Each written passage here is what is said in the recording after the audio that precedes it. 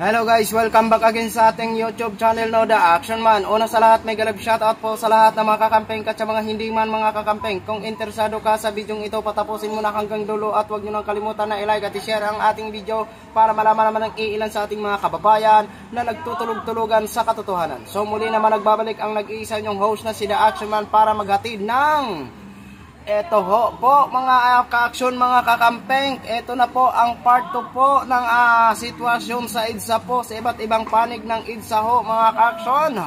Ayan, mukhang nandun na si Senadora Risa Hontiveros ho mga ka-action. Eto na po ang part 2, panoorin muna natin mga ka-action ang eksena. Malinaw na yang tsa-tsa na yan ay para lamang lituhin tayong mga Pilipino. Laban sa tsa-tsa! Simbahan at komunidad! Kapag nakuha po nila ng economic man na amyenda sa konstitusyon, maghahatid ba yun ng pagkain sa hapagdainan ng pamilya Pilipino? Di rin!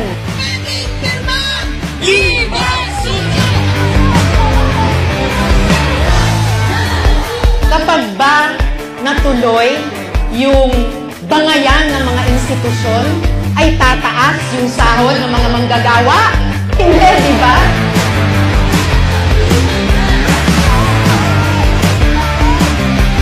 Mabuhay po ang sambayanan.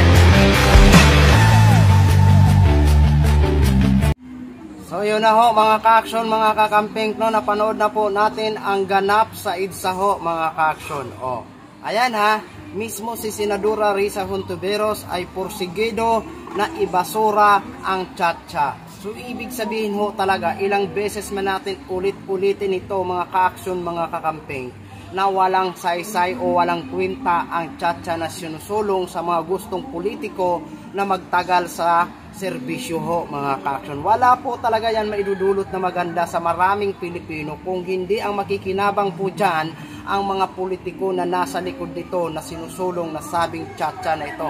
Lalong-lalo na po ito si Senador Robin Padilla kasi sa kanya po ito nang galing ang nasabing mga ganito-ganito mga ganyan, no?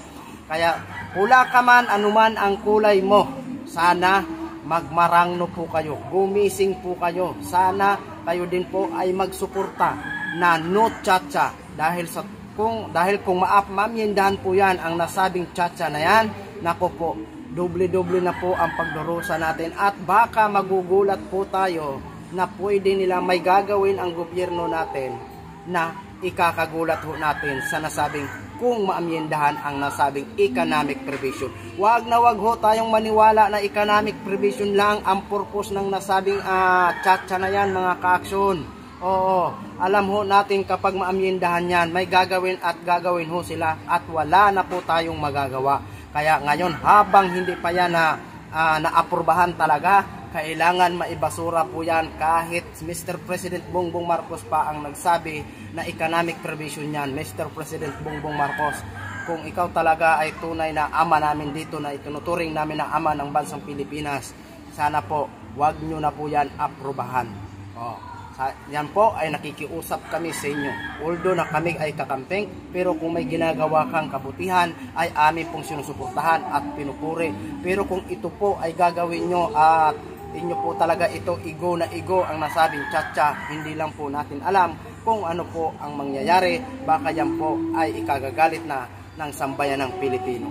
Dahil maliwanag pa po dito sa sikat ng araw mga ka-action na wala pong magandang maidudulot yan sa atin. Sila lang po ang makinabang dyan. Alam naman po natin kung sino lang po ang may gusto niyan ng nasabing tsa-tsa, no? Yung mga politiko na takot na sa susunod na eleksyon na baka matalo na sila. Yan po ang katotohanan dyan. Kaya ang tsa-tsa na yan, ibasura na. So yun lang muna ang latest update natin mga ka-action, mga kakampeng. Din-share ko lang ho sa inyo. Maraming salamat po sa ating mga viewers Luzon, Visayas, at Mindanao, all over the world. Ako po ang inyong lingkod, si The Action Man. Have a good day everyone.